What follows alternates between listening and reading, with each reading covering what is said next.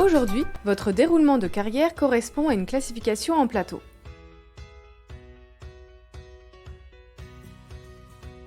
Demain, avec une classification liée à l'emploi, votre déroulement de carrière sera à l'image de l'emploi que vous détiendrez.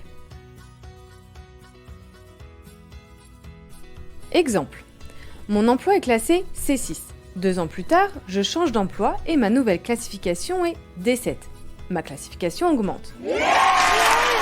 Suite à une réorganisation d'un service ou d'un secteur pour motif économique, l'employeur me propose un autre emploi dont la classification se trouve être à C5.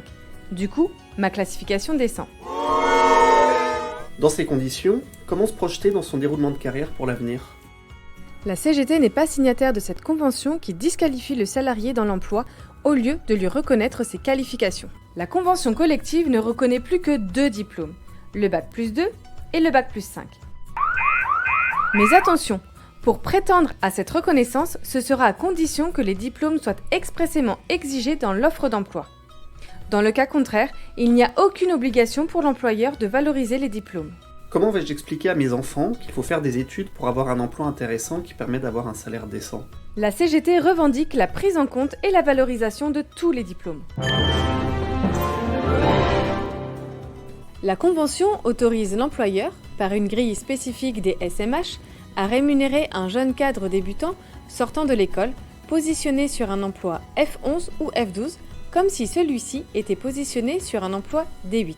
Du coup, le salarié va mettre 6 ans pour atteindre le mini conventionnel de sa classe d'emploi, soit F11. Les patrons l'ont rêvé, les 3 signataires l'ont fait. Pouvoir rémunérer un ingénieur au salaire d'un technicien. La CGT propose le passage du jeune cadre débutant de F11 à F12 au bout d'1 année dans l'entreprise pour prendre en compte l'expérience qu'il aura acquise dans l'emploi.